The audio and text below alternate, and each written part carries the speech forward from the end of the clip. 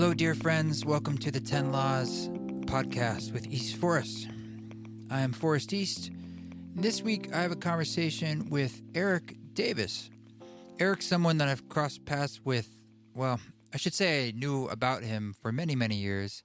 He's a wonderful writer and author and speaker, and I only recently had a chance to actually physically cross paths with him at the Awaken Futures Conference back in San Francisco a few months back. And I thought, I'd love to dig deeper into Erik's thoughts because, boy, does he have a lot of them.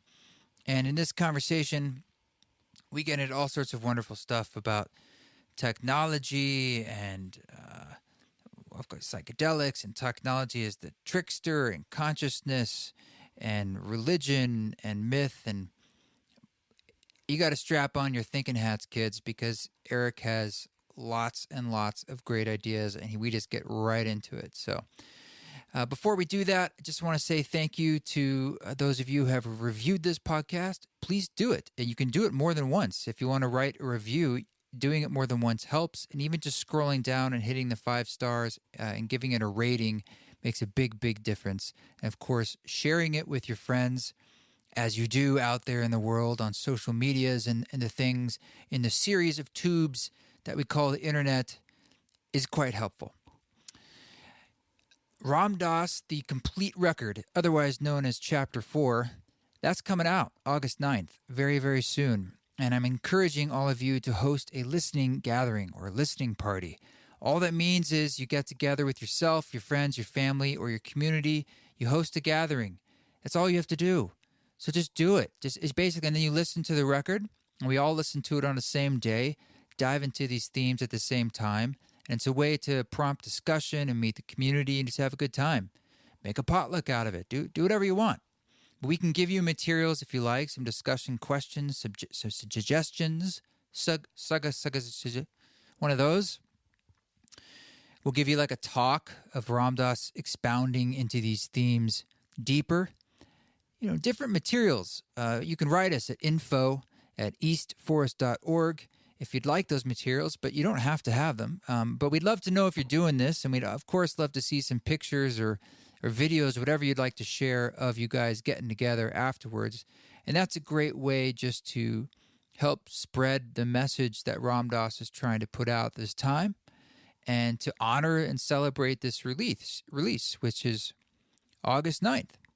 And on August 9th, if you're in San Francisco, we'll be doing a live event at a place called Envelop.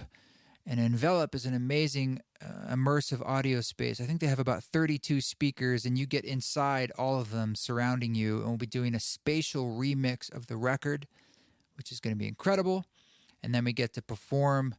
I'll perform live some stuff from the record, and Christopher Willits, who's part of that space, will perform too. He's going to be doing a remix of one of the tracks. So that'll be a lot of fun. And it's looking like we're going to live stream the live performance and the Q&A that we're going to have there that you can join in on that live stream and type in your own questions. So I think the live stream will be around 9 o'clock Eastern, 9 o'clock Pacific time on August 9th. So 9 o'clock-ish. So check into Facebook, probably is where that'll be streaming from East Forest and hopefully on Ram Dass's Facebook page as well. And we'll get into that. There are other live dates coming up. I'll be in Burlington, Vermont in September, and the Cape Cod for the Love Yoga Festival coming up here too. All that's at eastforest.org and dates being added. So please check it out. I'm just getting back from my first backpacking trip of the season. Rod and I had the occasion to head up into the Idaho wilderness, into the Sawtooth Range. I've never really done any backpacking in Idaho. I was an Oregon boy, Pacific Northwest guy. I had a chance with Karina to go out into the Glacier National Park, did some backpacking there, and up in the Adirondacks when I was in New York City, and a few other places. I think in California a little bit. But Idaho, man, we got up into the Sawtooth Range, did a 3-day trip, and it was like a little Switzerland. It was so amazing, so beautiful. Had a lot of wonderful moments up there, and just realizing how important it is. It's like spiritual calisthenics. to get up and do backpacking. I mean, obviously just taking a hike is great too, just as good, but there's something about strapping on everything you need to eat and sleep and walking out and going to places that you can't access any other way, but then just to walk there. And the physical effort that it takes to get there makes it obviously that much sweeter. And even if you didn't enjoy it, it is like doing push-ups for your soul. Now, we had a lot of great things on this trip. It was great weather. The wildflowers were just busting out all over the place. But seeing an alpine lake emerge in front of you with little islands of little trees on them and these huge granite spiky peaks behind it, and then jumping into that lake, there is not much better on this planet to just remind you that that is you too, and that some things are so beautiful and they're always there, they're always up there, and hopefully they're not being sullied by everything else going on in the lower elevations. But when you get up there in those higher elevations, it's rarefied air, quite literally, but I also feel there's a rarefied energy that brings something to you that's meaningful. So I encourage you, as we're here, if you're listening to this in the time when it was released, it is the summertime in 2019, and that's the time when these places are open up, and we can get in there and the snow has come down. Late July into August, a little bit into September. So if you've never done that, maybe do a little searching around, ask your friends who are into that, and say, where could I go, even if it's just for a day hike, and I could go see some alpine and see some mountain ranges, if that's nearby for you. If it's not, I feel that it'll happen when it's at the right time. And if you can't do it, that's sort of why I go out and make those field recordings and do a lot of these things, is to kind of bring it to you, to bring a piece of that energy to you. I'll share some pictures too on the old socials. We'll get that out for you. So, all right, back to the grind, back to the conversations, back to digging into the mystery. There's a great phrase that came up in this conversation with Erik, that the mystery has no edge. I've been thinking a lot about that. I love it. Here it is, Erik Davis. Enjoy.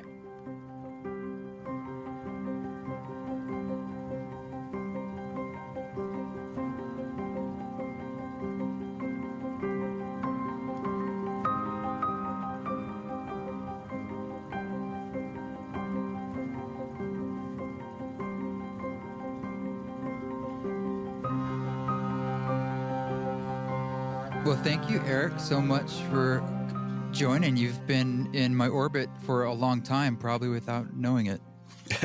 It's kind of a fun thing, actually, to do a lot of podcasts and talk to a lot of people when my book comes out, because, being a writer and to some degree being a podcaster, it's kind of just like throwing messages out in the universe, and you don't always know where they land. And I'm not like a super social media person, so I'm not like immersed in feedback all the time. So it's really fun meeting folks who've been following my stuff for a while.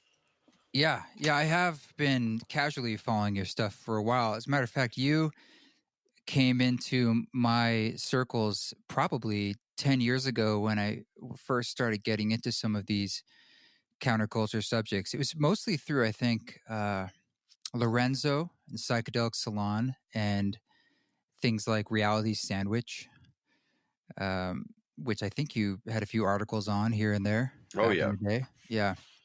So we have lots of mutual friends, and I had never had the occasion to meet you until we ever so briefly were standing next to each other at Awaken Futures conference. But I was like, oh yeah, I'd love to connect with you. So I'm glad you did come on board here.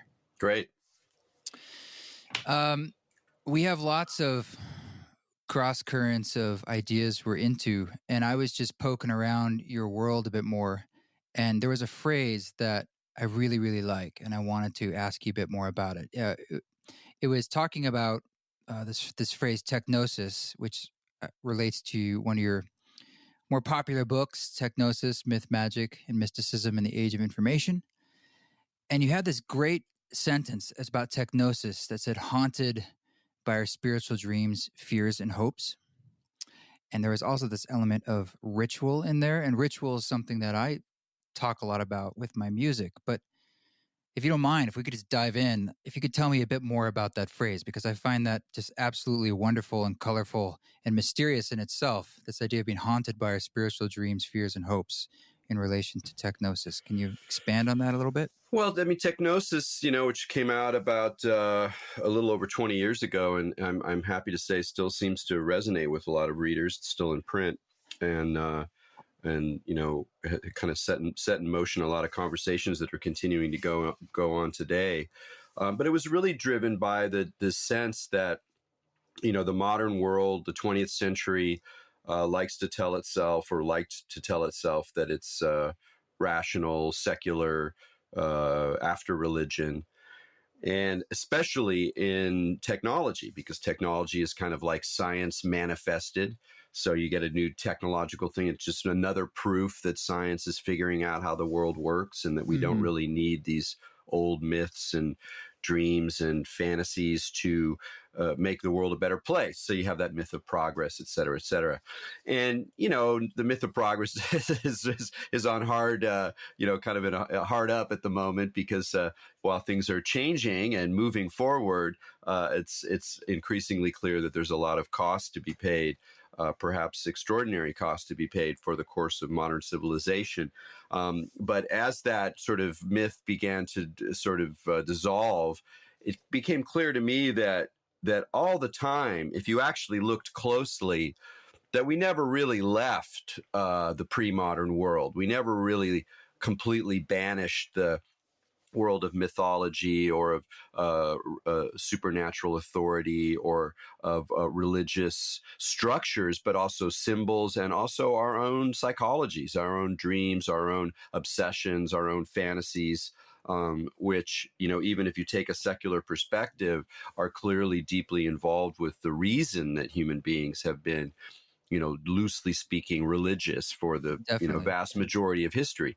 So I was like, that disenchantment process of modernity, it happened in some ways, but in other ways it didn't happen at all. And if you just kind of change your lens a little bit, you can suddenly see all these patterns and symbols and desires and narratives that really have a kind of religious or mythological cast. And so what I was doing in TechGnosis is specifically looking at the way that technology has staged these dreams and desires. And I use the word haunted for a couple of reasons. One is that I think that there's a lot of people, scientists, policymakers, intellectuals, business leaders or whatever, who really want to believe that we're in this kind of more or less rational world, more or less, understandable world where these dominant myths of the past are largely dispensed with, or at least privatized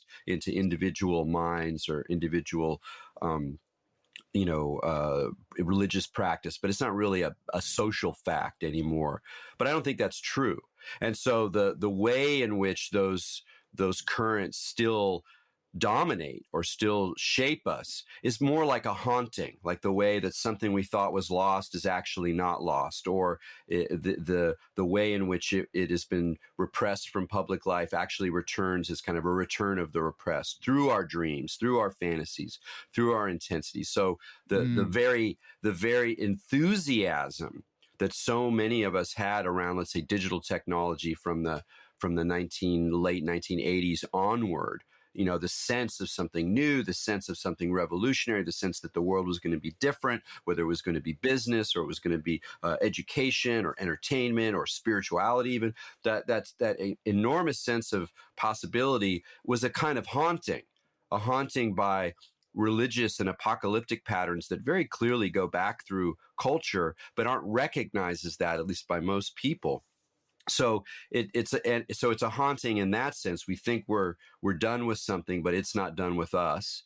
But also I think there was a note on the spectral, that the sense of the ghosty, because a lot of these images and symbols and ideas come in sort of as a kind of technological specters. You have to look into popular culture. You have to look into the symbols that people are using. You have to look into the dreams people are having in order to find these these traces of older ways of being and thinking as they continue to influence our contemporary moment. And I think these days it's even more obvious. You know, it like my thesis is even clearer now, because as well, to put it simply, as consensus reality kind of melts down and we are in this multiple world of multiple realities and multiple truths, it's easier to see how dominant in some ways religion and or mythology and or the occult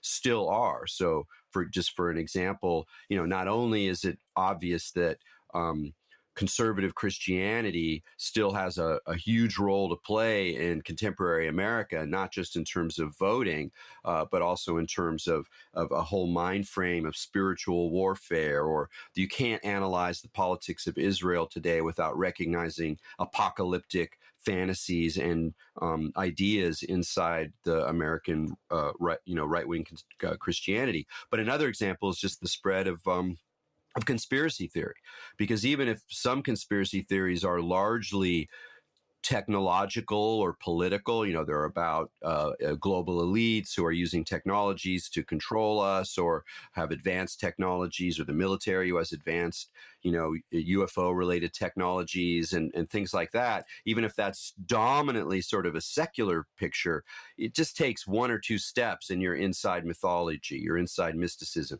you're inside esotericism. Mind control is another version of magical spells in a lot of ways.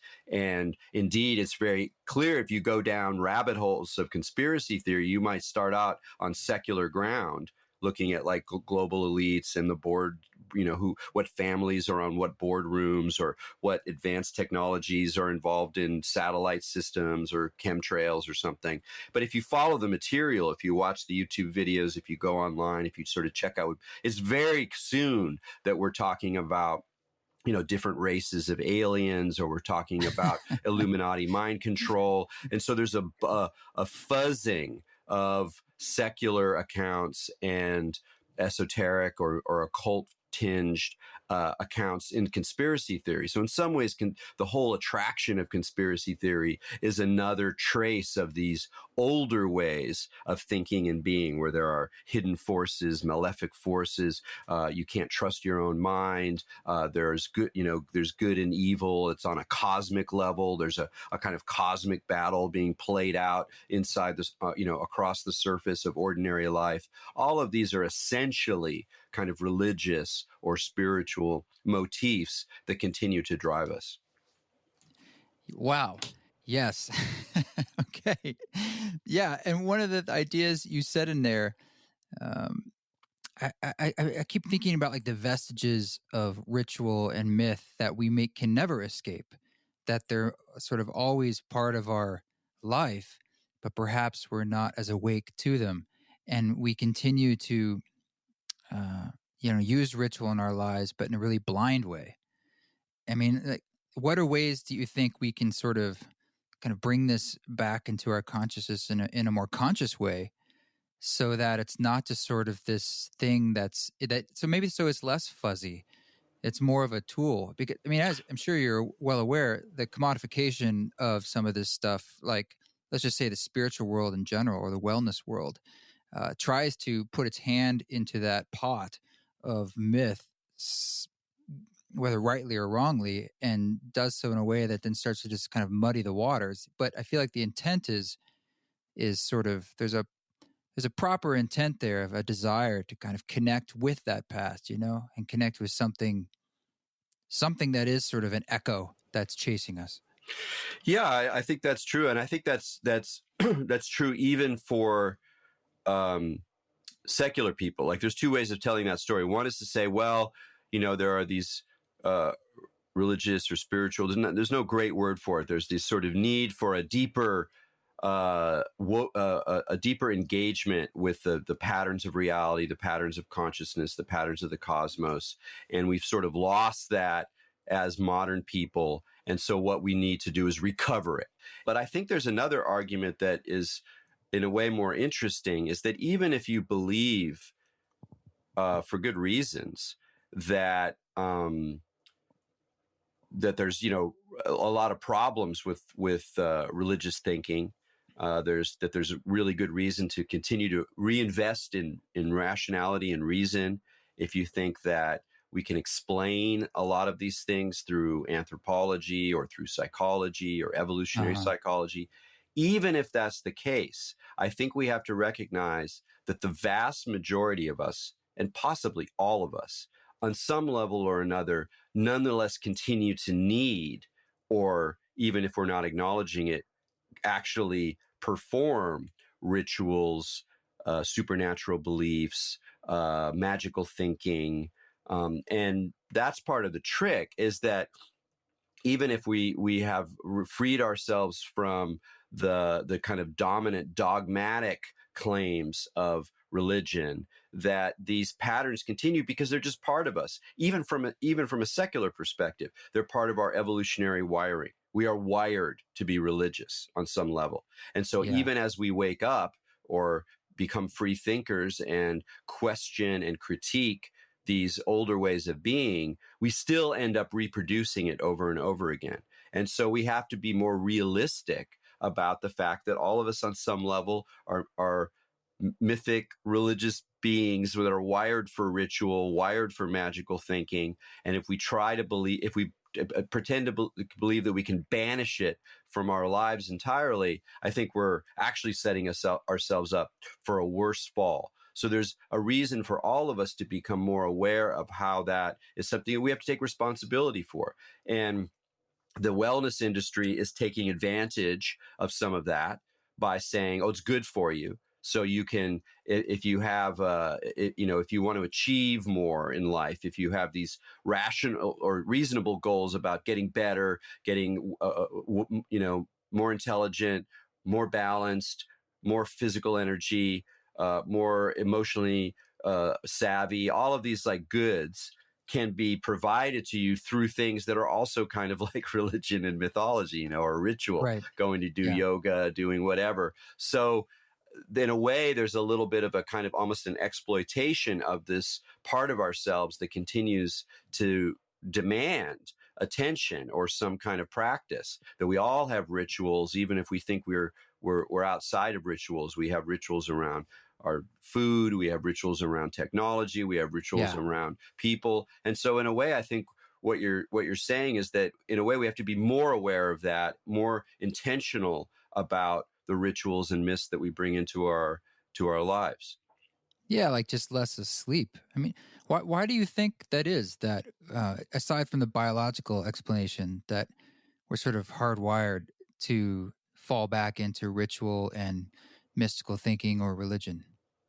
Well, I mean, in this case, I actually would just pull an evolutionary psychology card. I just think that we've been doing this for so long that it's one of the ways we learn to relate to the world and to other people. And a lot of it has to do also with other people, with cultural identification, with resonance. So a ritual, even a secular ritual like a barbecue or a rock and roll jam, that kind of those kinds of actions where we sort of know what we're doing with our bodies, we're moving through certain emotional stages that are sort of prepared in advance or scripted in advance. But what that lets us do is to resonate with each other, to form kinds of collectivity that are very hard to do if we're just sitting there as isolated individuals trying to do something completely new or trying to just have a conversation. That we need these forms of collectivity. And so, that's one of the reasons, dance music is so popular. It is that when you go on the dance floor, you kind of know the script, you know what you're allowed to feel, how far you can go. And you're doing it with all these other people. And so suddenly you have a sense of connection, a kind of communitas is a sociological term for this sort of feeling of interweaving that we have with other people. And traditionally, if you're in an indigenous culture that's very homogenous, everybody has this more or less the same cosmology and orientation. There's tons of these rituals that allow the group to come together and to feel connected. And, we still have that desire today, but we do it largely in a secular form, like going to, dance music concerts or going to sporting events. The roaring Right. crowd at a sporting event is a very ecstatic, collective kind of experience. So I think we already acknowledge the way in which we still need these connections, but they tend to not be as conscious. And so they can be sort of manipulated in different ways that might not be if we were more aware of what we're, and more just making more decisions about where we put those energies. Yeah. I mean, has there been a way for you personally in your life where, I don't know, ritual or myth kind of broke through the veil for you, whether through psychedelics or just through your own experience, where it's sort of, I mean, sometimes I think that these things are sort of symptoms in a way of is the mystery itself, the things that are ineffable, the oneness that can't be described.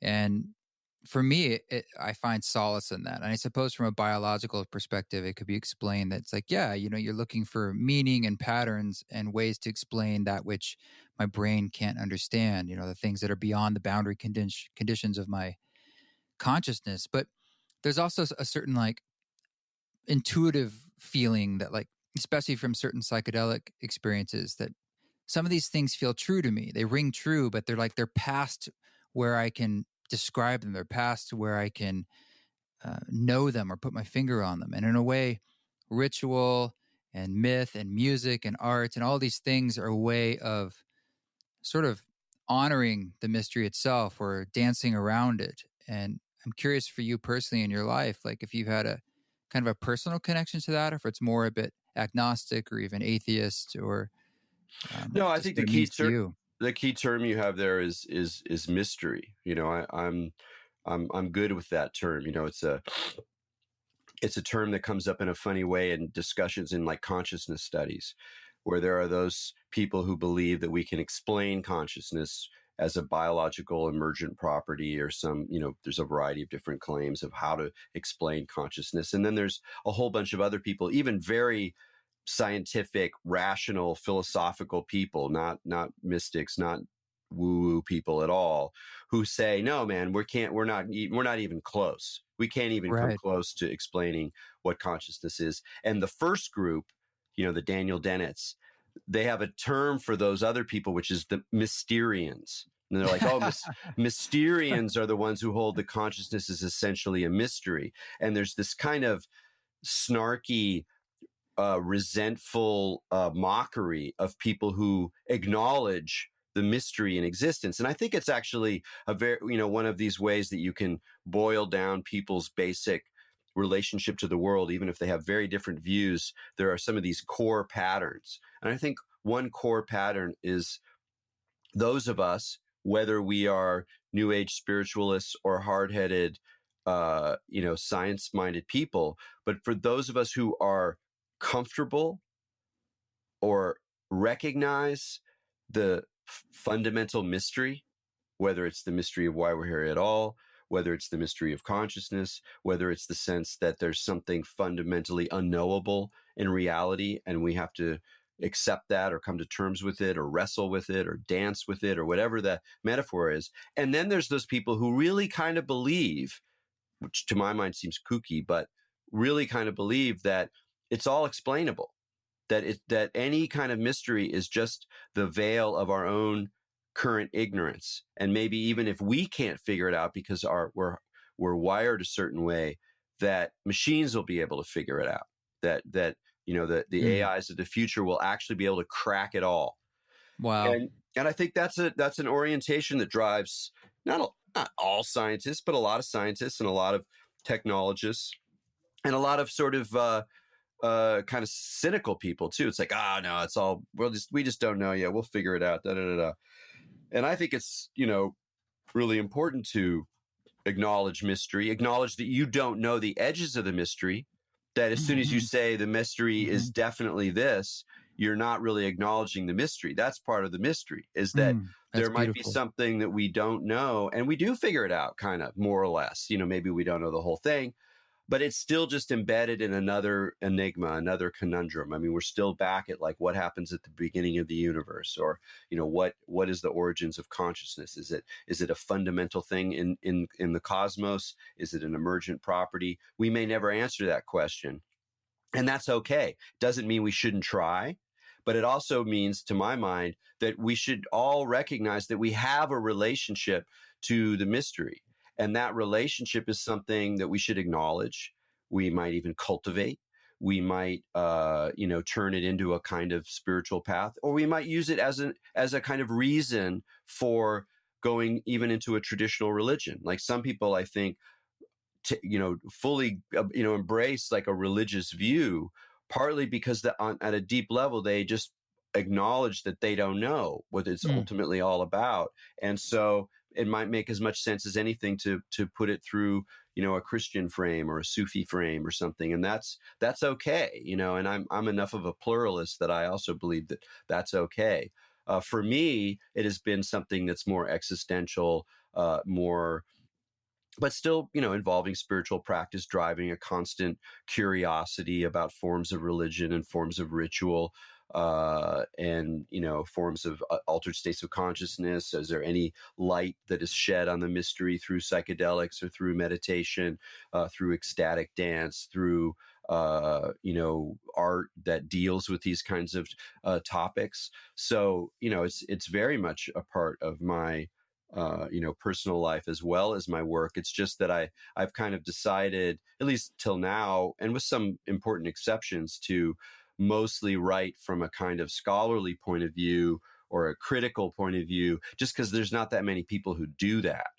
There's a lot of people who write from a more kind of personal view, a more like, they're a spiritual teacher, or they're embracing these speculative possibilities. And I prefer to stay a little bit more on a kind of critical edge, not because I think it's stupid to go much farther, but because it's just an interesting place to be and to kind of affirm. So that's why when you asked me before about why we have these deep kind of patterns in us, I'm okay with turning to evolutionary psychology. I think evolutionary psychology by no means exhausts the complexity of being human or the nature of consciousness by any stretch of the imagination. In fact, in some ways, it can be really kind of an irritating, pedantic kind of set of answers to problems. Like you have these, big question about what could ritual mean to our lives, and they offer some kind of psychologized like reasoning based on some kind of evolutionary selection principle. And there are a lot of just so stories. That's one of the criticisms of evolutionary psychology. It's like a story told in reverse so that you can get to some explanation that takes it out of some more elevated framework and makes it just like another way that, these robot meat machines struggle to survive. And it's a very benighted view, but I still think it's important to, one, pay attention to it, two, take on those arguments that seem interesting or valid, and even like work with them and be willing to sort of acknowledge that that's part of the story. Now are those kinds of stories, rather than just like a lot of people I think who have more interests in religion or spirituality or who really believe that consciousness is much more than we're acknowledging it to be in a secular framework, that they tend to just reject all that stuff. They can tell that it's reductive from a mile away, and they don't want to have anything to do with it. I think it's more interesting to kind of occupy a middle ground where you acknowledge and keep paying attention to this stuff, even if your intuition and your your basic sense of reality points you to a larger picture. Yeah, it's all worthwhile. Sometimes the dogma of science, it's one of those, the map becomes the territory type situations. It's like, well, there's that's not everything, but it's absolutely, that's sort of a description of reality that's very true and useful to us. Let me switch gears a bit to technology in general, because it's something that I think about a lot and talk about a lot. And I often think about the different, was it Leary, or was it who is the one sort of like the octaves of our history, from like the Stone Age to fire to agriculture to the speeding up sort of our, I mean, talked about by Terence McKenna as well, as we sort of this I think a lot of, I mean, there's different exponential versions of curve. that story, for sure. I mean, one of the people I write about in my new book, High Weirdness, Robert Anton Wilson, he Yes, very much talked about that. And he yes, was, a crony of Leary's. So I think they both shared a sense, which I think in the 1970s and 80s, when they were, kind of doing a lot of their futuristic work, could be seen in a somewhat more utopian light than we can yeah, today, but that they just recognize that there's just these shorter and shorter periods of time where things are accelerating, that there is hmm something fundamentally accelerational. That's not really a word. I love it. Yeah, Accelerationist about, but I don't want to take an accelerationist position philosophically, but there is something accelerating about human history, or at least about technology, or intelligence and technology, or whatever you want to call it.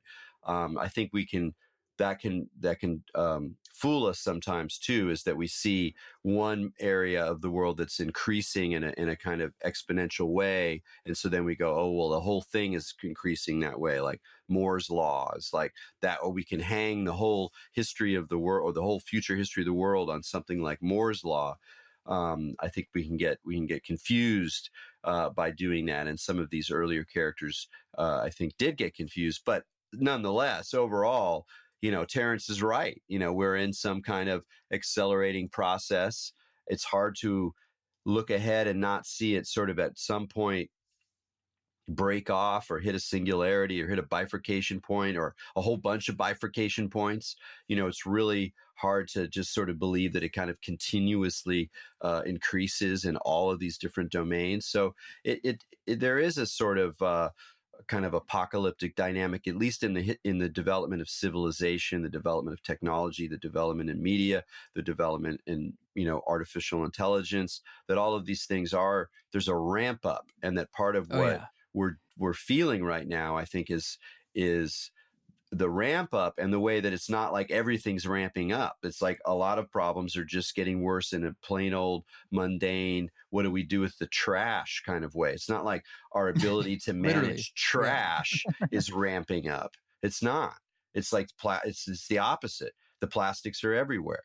The plastics are in your gut. The plastics are in the deep vents of the sea. The plastics are everywhere. And while they're not necessarily the worst thing in the world, they're not, nitroglycerin or toxic, bacteria or something. It's also not so good. So that is what's ramping up there, is just the extent of plastic in its distribution through the environment and through our bodies and through all of our water systems, et cetera, et cetera, et cetera. So that's not exactly a ramping up. That's just kind of an intensification. So there's this tension between, and one of the ways that technology tricks us, and there are many, is that by quote unquote improving, which is a story that is as much about product design and marketing and corporations and consumerism as it is about actual technical efficiency or power, but it's that too. But by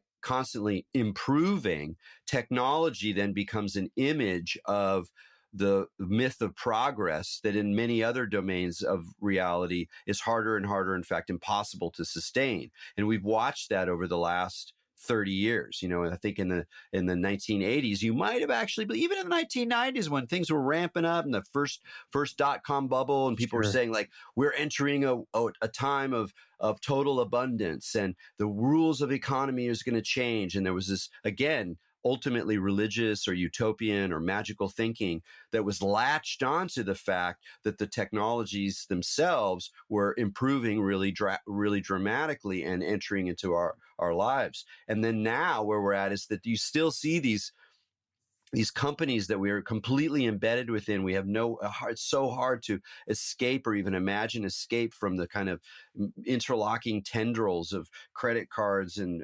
information companies and online companies and television and, surveillance and all this kind of these databases, and we're leaving crumbs of our data everywhere. It's very hard to be utopian or even believe this is any kind of progress. And yet the new widget, we're constantly being sold the new widget. And it's not just because they're trying to sell it to us. It's also because, in a way, the civilization is panicking and realizing that there's really no progress. I mean, things are changing and getting more intense, but it's not like thumbs up. And so it's like, let's hold on to any little myth we can of like things getting better, because it doesn't really look like that anymore, at least from most perspectives. So it's a very interesting thing about technology, the way that it paradoxically came to sort of bear the burden of our hopes that that we could engineer a better future. And it continues to do that, even though we all know from our personal lives that we get an upgrade and it causes other kinds of problems and it no longer works with this other software and we have to go back and fix that. And then that other thing isn't working anymore. And then, oh yeah, by the way, they were taking your data all this time. And so now I have to worry about, it just complexifies. It's full of noise. It's full of cracks. It's full of shitty software. It's not a progress situation in any kind of general sense. Mm-hmm. So it's a very funny place that we still kind of fall into a sort of idea of progress that I think is no longer really manifested in our day-to-day technostructure.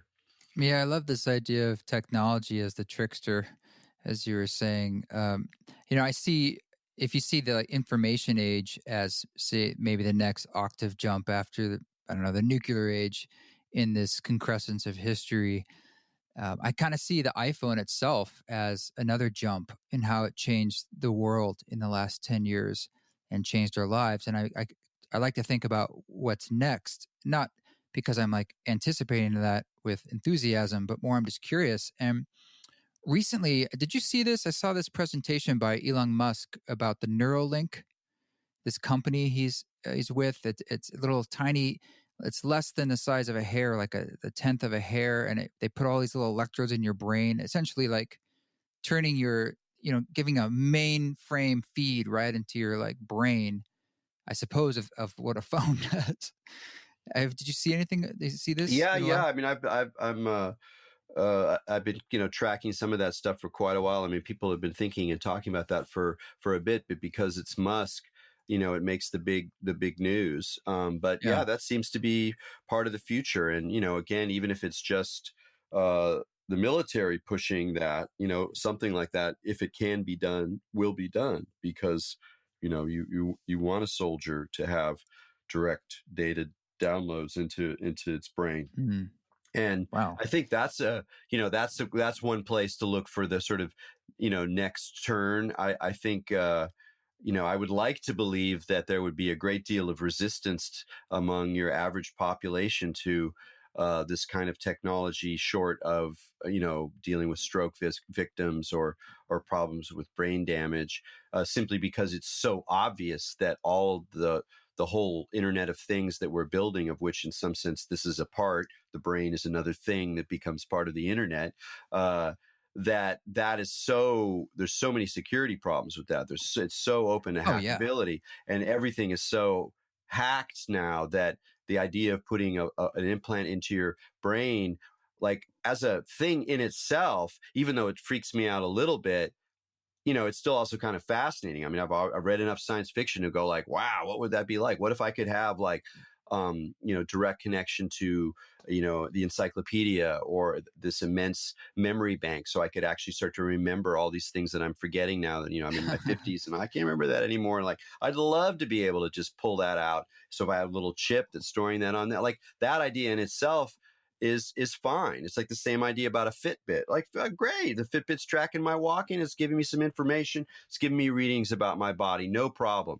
But my problem is that who owns that data? Who can cipher that data? Who can hack that data? Who can weaponize that data? And there's so many parties, and it's so clear that whatever moral systems maybe once kind of held back, the nefarious aspirations of humanity are dwindling and crumbling fast. So the idea that you would trust in some kind of neural link structure that's involved, that's connected to the internet or connected to some corporate database, just blows my mind. But I can't believe that people put Alexa in their homes. I mean, even though I know they can track me, I know if they really want to get me, they can use my cell phone. I have a cell phone, blah, blah, blah. Like, I know it's partly symbolic, but at the same time, it just seems like such a strange thing to do, to trust in that way. And I was, guilty of it. I mean, in the 90s, we were very trusting. We thought, we really felt like this new connection, this new digitally supported interweaving of minds and ideas and information, was worthy of trust, because it was going to be part of what evolved us. But getting back to what the next link is, it's funny thing about the iPhone is that we can talk about the iPhone in terms of the developed world and how much that's changed the developed world. But we're just beginning to have radical distribution of simpler cellular phones, but with some basic data, connection in them throughout the world. So the developing world is coming online in this massive way that is really going to change a lot of things as well. So we're still that's one of the things about looking at these developments, is they're also unevenly distributed, and some of the dynamics in history happen when they really massify. When people get television, in the jungle or whatever. By the time we're already plugging into virtual reality, so it's unevenly distributed, but those things can have as much import, as much influence on what's happening as the cutting edge, the bleeding edge in the developed world. Yeah, it's uneven, but at the same time, I mean, the way information can spread around the planet now is totally insane. I mean, I have a friend who's working on a Netflix project, a show, and was describing to me how when they launch it, they literally just hit go on it, and it reaches something like I don't know, it's 100 million people or something all at once in different languages all around the world, and they instantly can start tracking its effectiveness and how many seconds people watch here and there, and just sort of the distribution methods that we have now are just bananas. Or just the way news can spread around the world and how fast. And it makes me think about things like when I look at maps of mycelial networks and psilocybin, and you look at people's representations of a map of the internet or a map of your brain and neurons, and how they all have this sort of similar look and shape. And do you believe that there's sort of like the Marshall McLuhan idea that we're the sex organ of the machines, that we're sort of creating some kind of hyper consciousness where each human is like a cell in that being, and there's something larger that's taking shape, whether that's Gaia becoming this techno form, or whether it's the reverse echo of some future event and singularity, or none of the above. It's just sort of the happenstance of all these series of fiber optic tubes we've put all over the earth.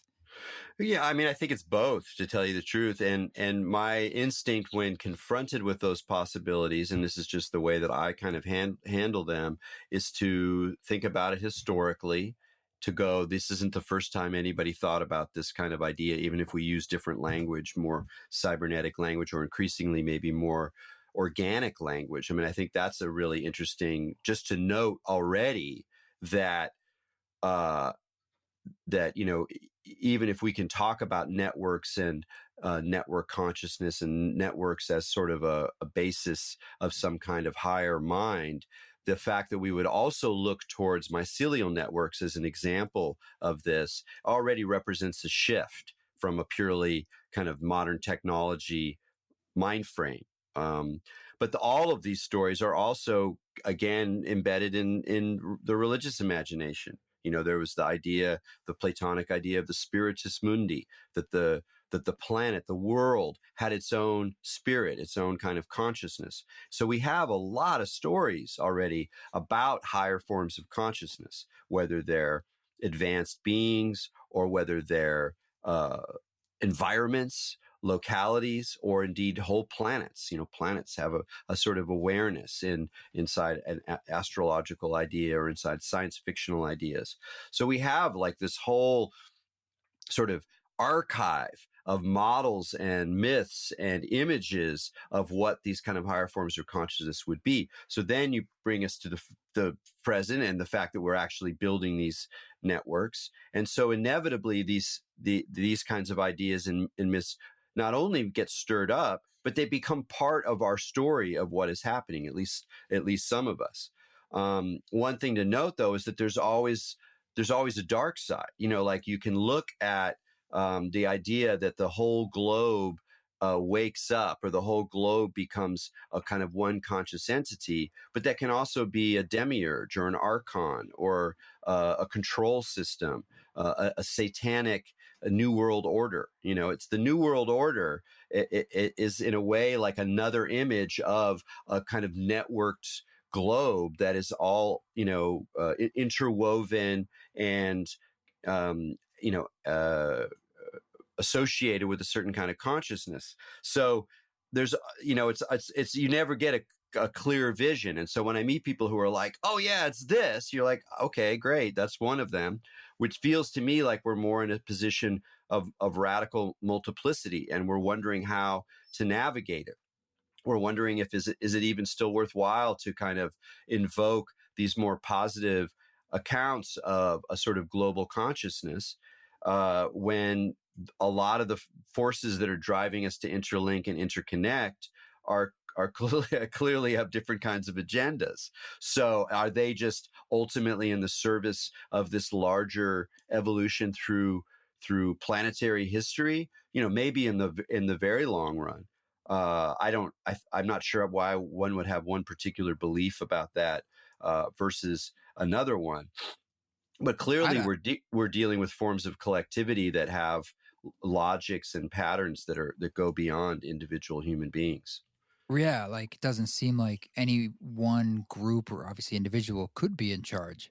It's too complex, like no one's this idea that there's, I don't know, folks steering the ship. I mean, there's people influencing the ship, but I tend to feel that there's really no one in charge.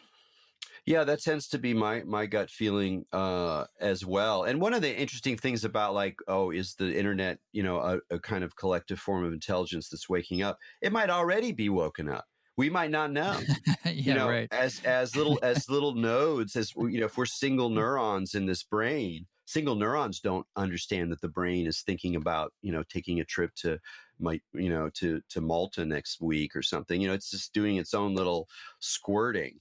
And so, that all that stuff could also already be the case, and it might be that when people experience a higher mind and in psychedelic experiences or meditation or whatever, that they're tuning into these minds that have just been around for a long time. Maybe the mycelial consciousness is just, fully engaged all the time. We just don't really know how to tap into it. And it would be interesting to think about how they feel about the encroaching kind of digital, technological mind. I love this idea that someone posting on social media is a human being squirting. I think that's perfect. Well, I would like to touch a little bit on psychedelics. I read an article you were writing about something that I was recently getting into. As you know, obviously psychedelics are coming a bit more into the mainstream quite a bit, especially recently with some actions for decriminalization with psilocybin. And I love that you wrote an article, I don't remember the title of it, but it's sort of about how this is coming into capitalism and commercialization and things like compass pathways and maps and Usona. This is a complicated subject because it's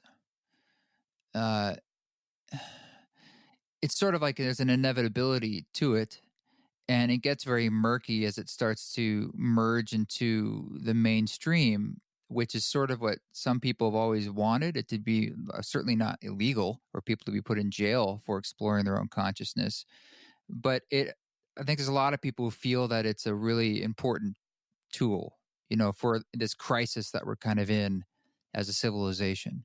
Yet it's now becoming merged with the mainstream, which could be potentially problematic. And I don't know. I just would love to leave it at that and see what comes up for you, because either intuitively and personally, but also intellectually, what you think is happening and how we wade through this. Yeah, I mean, it's another one of those two minds situations where we're on a knife edge, or there's a Scylla and Charybdis that we have to navigate in between, and I think it's really just important to continue to not let the hype win on any side. Now, and that's in a way always the battle. And what I mean by that is that if you look at the MAPS perspective, they have hype going. They have this idea that these are wonder drugs that can radically transform human psychology. I think there's some reason to be optimistic about some of that, but I think it's very clear that this is another kind of hype wave, that if you go back and look at the history of psychiatric medicine and psychiatric techniques, you'll find the same thing over and over again. So there's always been problems with human psychology. There's always been mental illness. And so you have something new that comes along, and it seems to really have some real power and real efficacy, whether it's electroshock therapy or early forms of like Thorazine or lobotomies. Like when these things first hit, they showed tremendous results. And then later on, it's like, actually, sort of, there's a lot of problems, doesn't really solve the problem. And so we have to be skeptical about some of these radical claims, even if our personal feelings are that these things are important and valuable and should be able to be used without the threat of jail. Those aren't the same thing. So there's like a MAPS agenda, which is not looking at the dark side of psychedelics, at freaking out, at what happens when these things enter into corporate structures. And then you have even more corporate actors like Compass Pathways who are just going for it, full on, and they're using all of this new psychedelic renaissance, quasi-utopian rhetoric. And there's all these young people who are involved in it who are like, this is it. This is the new transformative force that's going to give us the clues to be able to navigate the future. And I'm like, okay, but when your own utopian view is so easily, it so clearly is supporting these other kinds of agendas, you should be a little bit more careful about it. At the same time, I think we got to be critical of all of the resistance to these things. The idea that we got to put this back in the box or whatever. It's a situation where we have to be really aware of all the different dimensions of the problem. And in a way, that's why, to me, decriminalization is the most interesting model, or at least forms of legalization that are very insistent at preventing or resisting the kind of corporate and or bureaucratical takeover. So a pure decriminalization model says nothing about legalization. It says nothing about regulation. So you're not creating a new bureaucratic body to administer psilocybin in Denver or in Oakland. Instead, you're just issuing an order to the police not to pursue these cases, or in the district attorneys. You just don't. This is not on the table anymore. But all the other stuff doesn't get kicked in. That causes other kinds of problems, because then there's no way. What happens to if there's all these underground therapists who start doing doing rituals, doing ceremonies, doing healing situations, and some of them are unethical, some of them are abusive, some of them are megalomaniac, assholes, and that's going to be there too. And if you have some kind of system of regulation, you can kind of control those. But once you have a system of regulation, then you have different features of society that want to start to control it. So, for example, once you have regulation over psychoactives, then it's usually the therapist, the psychologist, the psychiatrist, the medical industry that steps in as saying, well, we're the ones who get to say who gets to administer it, under what conditions they get to administer it. And if you're coming from the underground, if you're coming from a faith in the ability of individuals to develop their own relationships with these compounds, that's very troubling. And it's even more troubling when that therapeutic regimen gets sort of piggybacked or is by corporations, because they come in and they say, oh, great, you're creating a regulatory situation where we can administer psilocybin to people who have gone to the right psychiatrists or therapists in the society. Well, here we're going to create a whole patented system of administering a certain formulation that's going to make enough money for us and make enough money for them, and the insurance companies get involved, and suddenly the whole thing is completely distorted and completely and increasingly out of the hands of people who can't afford to enter into that game. I mean, the amount of money that people are talking about charging for compass pathway psilocybin sessions or MDMA sessions or even ketamine sessions, when ketamine is like almost free as a molecule, but they have to create a structure that enables everybody to get paid. And at the end of the day, it's, thousands of dollars. So that's clearly, in some sense, utterly corrupt. And yet, if you don't have a regulatory system, if it's just decriminalization, then there's more attention to it. There's way more demand for this now. There's all these straights and non-psychoactive people who are looking to these things because they have real issues, because they're curious, because it's a la mode, because they have frustrating issues with mental illness for good reasons. But who's going to serve them, and who's going to modulate that market? And the underground can't do it anymore. I mean, the underground, for whatever excesses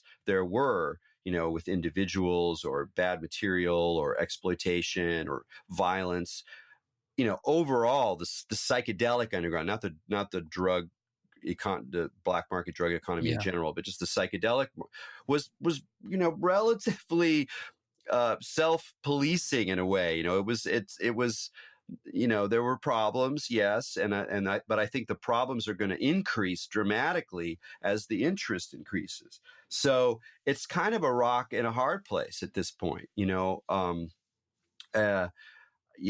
so all I can really do is to continue to reflect on the things that people aren't paying attention to. I'm very interested in the statewide measure that's coming up in Oregon around psilocybin. Because while it does install a regulatory regime, and it does take away the right of individuals to grow their own, to grow their own mushrooms and take them on their own, it does also have a lot of mechanisms to kind of prevent the kind of takeover that I was just describing, in terms of controlling the amount of material that any producer can make, so thereby keeping the corporate scale under control, and also creating a way for individuals who aren't who don't have a therapist license or psychiatric licenses to get their own licenses to be sitters. So there's a way for people who are not otherwise licensed to get licenses. So I think there's things it's a very involving situation, and I don't think there's one right way. And I think we're going to have to experiment and see what happens. I mean, what's going to happen in Oakland now? I mean, it's not just psilocybin; it's ayahuasca, it's ibogaine. I mean, those are intense things. So, are we going to see an uptick in problems? Are we going to see also at the same time this rich, sort of gray market world of ritual group work, of new psychological modalities, working with people collectively rather than the one-on-one model of traditional therapy, which I think has real limitations to it for a lot of reasons. If we want some kind of collective response out of the psychedelic renaissance, if we don't just want it to be another form of neoliberal therapy that treats the individual for their problems to get them back working and happy in their lives, if we're going to actually see this stuff help to spawn different models of how we might live collectively and how we might change some of the fundamental structures of society, or be able to support each other as things start to devolve, which is another possibility, then we need to be able to understand how to do it collectively, how to do it in groups, in ritual, in a ceremonial context, but maybe with different stories, different ceremonies, different ways of distributing power. So, I mean, we're really in this. I mean, it's fascinating. It's troubling. It's exhilarating. And, I'm very interested in seeing how it evolves and trying to keep the conversation open so that we're paying attention to all the dimensions of it. And again, not succumbing to the usual hype, and in this sense, I'm really, really tired of the rhetoric that comes out of maps. I think it's really, I don't say unethical, but it's not paying attention to the complexity of the situation right now. And it gives people easy answers and an easy sort of model of like, here's the good guys, and we give them all the money, and then they make this regime, and then everything's going to be happier, and we're going to be able to deal with all these PTSD and all these problems. And they're just not paying attention to the ways in which those very things can become weaponized, that they also ignore individual rights, my right to be able to, have a relationship with these things outside of a regulatory regime, which I'm very insistent on as much as I can, even as I recognize that it raises problems. So, it's a mess out there, but it's kind of a glorious mess at this point. Yeah, there's definitely a momentum and a wave, both culturally and energetically. So things are happening for sure on that front.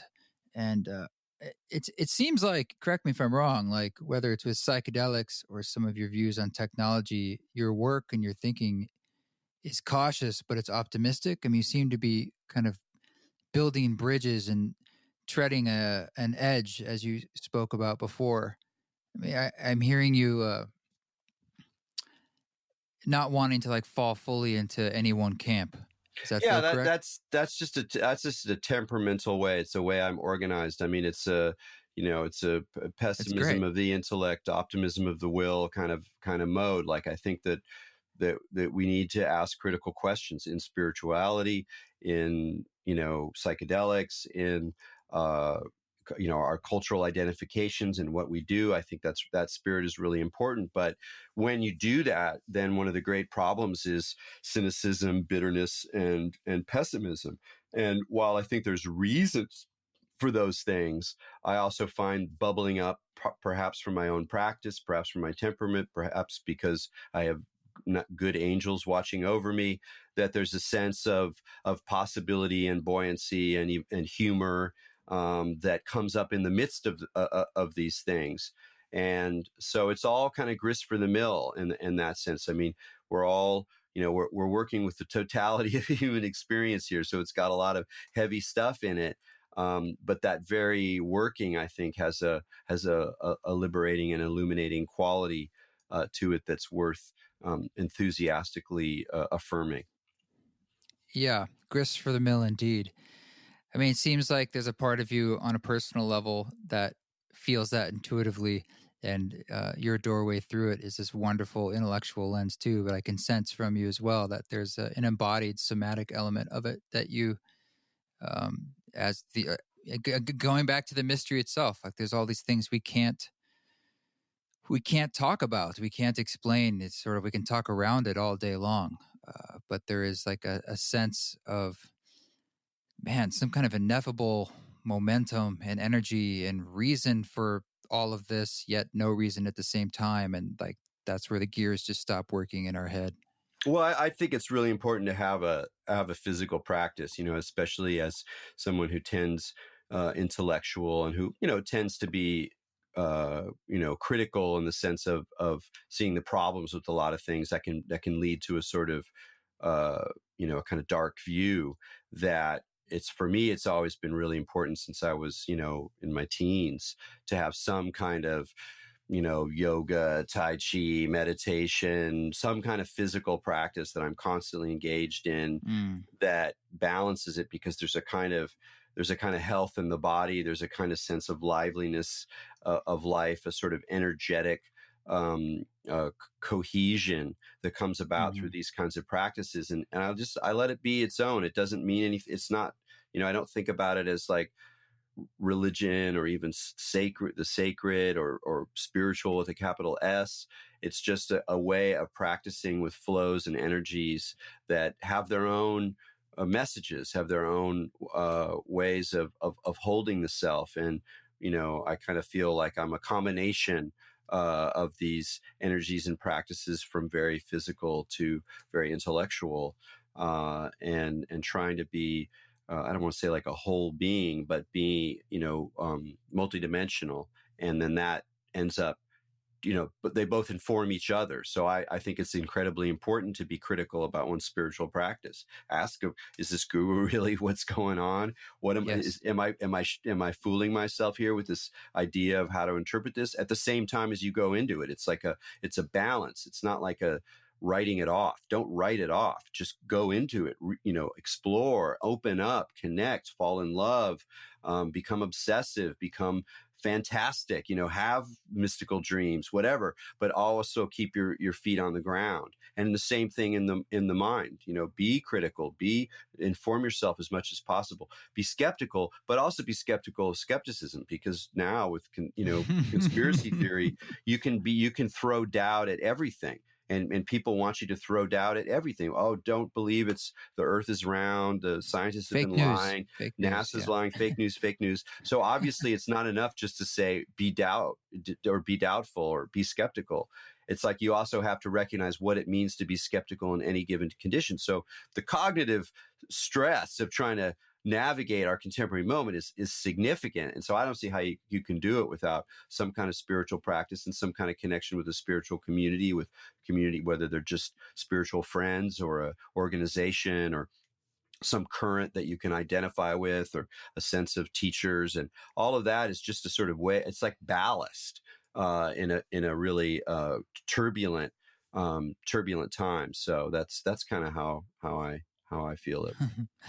Yeah, well, I'm great that you bring up that idea of a personal, sort of almost physical practice as the doorway in, especially when we think about the mystery having no edge, and when we try to approach it from a standpoint of trying to find its edge, or our brain is wanting to bump up against the edges or understand the room that we're in, and we're continually reminding ourselves that it's not even a room, perhaps, and that's beautiful, man. Thank you. Great. I love all these ideas. So, if I know you've been out there for a long time, you've got a podcast and you've got books and articles and essays and other interviews. I mean, how do people interface with you?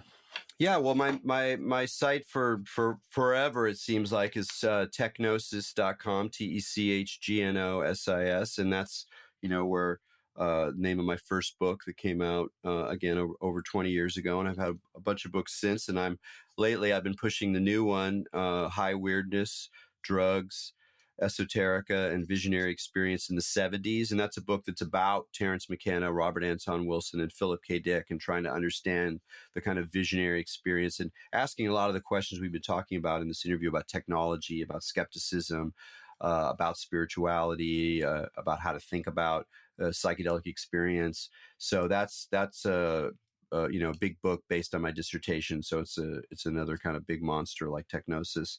And though my podcast is on hiatus for the summer, it's called Expanding Mind, and I've been doing it for about a decade.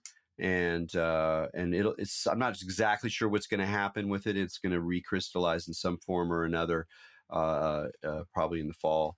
But at the moment, there's still an enormous archive of really, I like to think of it as just unusual conversations about what I call the cultures of consciousness, and talk to all sorts of folks, scholars of religion and scientists and drone metal musicians, and lots of different kinds of characters, but always kind of hunting after the same sort of sweet spot between critique and the sacred. I love it, man. Yeah, it's a deep well. I mean, how does that feel? I mean, you're definitely ahead of the curve on a lot of these ideas that now, like, the mainstream is on your coattails. Is that a sense of validation, or are you kind of like, no, I don't want to identify with the way some of this is being commodified? Both. I mean, I've had that experience in many times in my life of being a little bit ahead of the curve. I've been lucky to know people who are really tuned in. A lot of it comes about through, I think, just being lucky and observant about friends and interlocutors. And so it's a strange feeling, because in a way it's confirming, in a way it's alienating, to have your little world be suddenly sort of dissolved into this much larger world where much bigger players with a lot more intense agendas, a lot less subtle agendas, are all, playing out their games. And so the kind of stuff that I do isn't necessarily even that valued, even though I've been doing it for a long time. And that's often the case for people who kind of see ahead in some ways. Though when it actually comes to the fore, there's the terms for that people are talking about it have changed a lot. Well, I hope you keep doing it. I enjoy it. I enjoyed talking to you, and I enjoy your work and your ideas, and it's a lot of fun. Excellent. Well, it's been a great conversation. Thanks, man. Thank you so much, Erik, for giving us your time. Man, that guy's got a lot of wonderful words in his head and ideas, and it's like you can tell he's been thinking about this for a while. I really, really enjoyed that. Thank you, Erik. Check out his work. Check out his books. It's all a total mind trip, and it's awesome. He's been doing this for a long time, and he's a real leader in the field. And it's an honor to be able to get to talk to him and dig into it deeper. This song that you're hearing in the background is called Dark Thoughts, and it's from Ram Dass, the album that's coming out on August 9th. We look forward to sharing that with you, and thank you for doing your part to share it with your friends and help us get this out there. You can join us online for the live stream on August 9th, too, at around 9 p.m. Pacific time on social media. Check out our Facebook page for that one, I believe. More information, more stuff. Also, East Forest Retreat's coming up this fall. If you can make it out in Utah in the fall, September 26th through 29th, please join us. Check it out. eastforest.org. Okay, that's enough. That's enough promotion. It's time for you to just sit back, listen to a little more music, and we will catch you next week. You keep walking your walk. Don't take any shit. But when you do, or if you do, I'm going to gander when you do it with grace.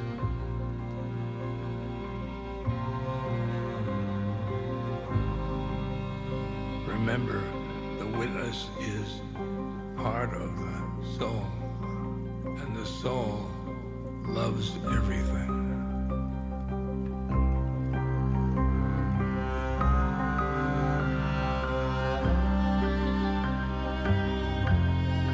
Everything, not every being, but everything, loves the clouds, and the trees, and the fish, and the animals.